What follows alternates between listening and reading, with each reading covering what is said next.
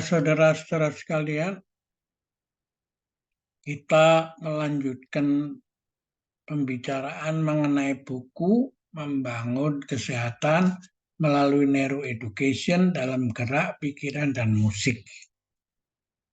Dan kali ini kita membahas tulisan Dr. Sri Sutarmo Setiaji dari Universitas Indonesia, bagian neuroscience fisiologis, ya, dengan judul seperti ini ya. Nah, ini berikut ini tulisan dari beliau tentang otak, ya tak? Dan saya scroll pelan-pelan supaya bisa dibaca ya. Otak mengatur dengan sangat rapi gerakan halus, ya tak? Maupun kasar supaya dapat berlangsung, ya tak?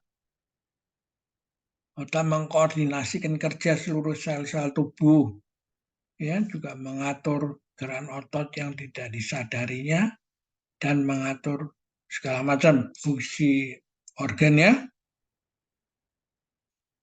Lalu otak merupakan jaringan saraf yang tersusun dari bermiliar-miliar sel saraf, neuron, serta sel penunjang yang disebut glia, yang berfungsi berdasarkan informasi yang diterima dari alat indera ya. Terus dengan demikian semua kegiatan dapat dikendalikan dengan sangat rinci, baik melalui proses penghambatan maupun penggiatan yang disesuaikan dengan keperluan.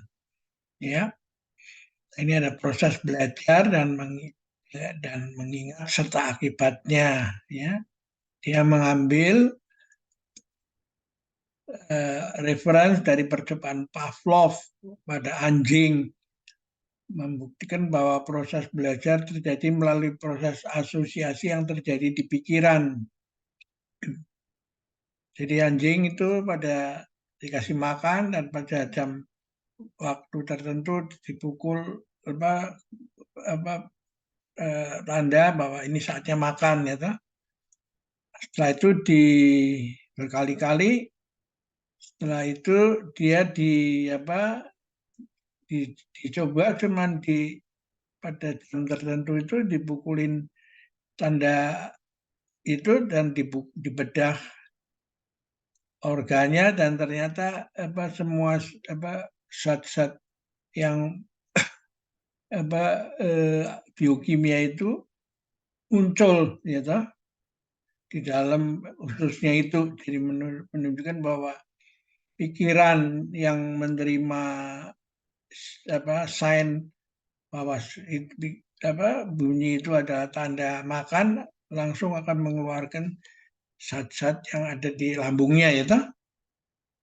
Ya, ini mengapa penting latihan tai chi dengan relaksasi ini membawa juga membantu mengatur supaya kita bisa mengendalikan sakit mah, menghindarkan ya. Meditasi bertujuan merelaksasi dan menenangkan pikiran sehingga diperoleh kejernihan pikiran agar dapat memahami realitas lebih utuh untuk mengambil keputusan yang tepat. Kalau kolamnya jernih, ikannya akan ditambah jelas posisinya, ya toh? Nah, ini caranya dengan relaksasi, ya toh, dan pada bisa sendiri. Meskipun demikian, ya kita akhirnya juga harus menyerahkan pada semuanya itu pada Tuhan Sang Maha Pencipta. Ya toh. Nah, ini kan berbeda dengan latihan yang menggunakan speed, power, and muscle kan, ya. Jadi karena itu orang harus tahu dulu mau sedang olahraga model apa, gitu. Karena semua punya spesifikasinya sendiri-sendiri. Jadi tidak bisa disamakan aja, ya. Tergantung tujuan Anda ya, yang mau dicapai itu apa, ya. Ini salah satu buku dari beliau, Otak dan beberapa fungsinya, ya. Beliau juga menjadi penghayat dan setiap pagi, setiap hari karena waktunya tidak seperti kita tiap pagi jam 6.30, tapi dia setiap hari nggak pernah tidak bertai chi, ya toh? Ya, menurut beliau ini otak ini ya pusatnya di sini. Nah, jadi apa? Eh, kalau Anda menggunakan gerakan yang lembut, maka darah itu mengalir ke otak, ya toh. Sedangkan kalau gerakan yang speed, power, and muscle itu darahnya mengalir ke otot-otot, ya. Nah, ini jadi apa, dijelaskan bahwa otak ini sebagian besar itu beratnya cuma 2,5% dari berat tubuh, tapi 20% darah bersirkulasi dalam otak. Pembuluh darah otak panjangnya 2000 kilometer. Coba dibayangkan tuh dari Anyar sampai Panarukan PP 1000 kali 2, ya. Ya, sel-sel. Jadi ini bisa bisa mengkoordinir begitu luar biasanya diversity, ya. Ya. Nah, ini dikatakan tadi beliau mengatakan pendekatan speed, power, and muscle membuat darah sebagian besar mengalir ke otot. Tai Chi mengenal rasa, lembut, dan sambung menyambung membuat darah mengalir ke korteks prefrontal berada di balik dahi, dantian atas itu kalau kita melatih ini, ya. Nah, ini ada buku yang diterbitkan oleh Harvard Medical School Guide to Tai Chi, ya.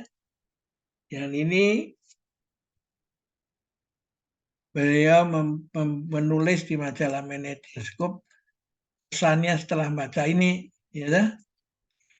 Hal-hal yang tadi tidak usah diragukan lagi. Tai Chi itu asal diceritakan dengan benar, ya, memang sudah diterima sebagai bagian dari pengobatan yang non medisinal, gitu, tanpa obat tapi gerak, gitu, seperti disampaikan juga oleh Dokter Briguna Siddharta sebagai dalam pengantar pada buku saya, gitu. Nah, ini ada kutipan dari orang bijak di tahun 606, Seng Chan, when you see everything through your personal bias, your view of reality is clouded. Truth simply as it is, but the clouded mind cannot grasp it. Gitu. Jadi ini pentingnya senam otak itu pada memperbaiki kemampuan kita itu untuk mengamati realitas, ya. Saya rasa itu aja, Anda baca sendiri, dan nanti kalau ada minat, ada yang tertarik bisa memperkaya dengan menambah slide di sini, ya, sehingga terjadi broadening dan deepening daripada ilmu Tai Chi Nusantara ini, ya. Nah, lalu kita terus kembangkan sehingga menjadi the science of tomorrow, ya, bukan berhenti pada hari ini aja, ya. Terima kasih dan sampai jumpa.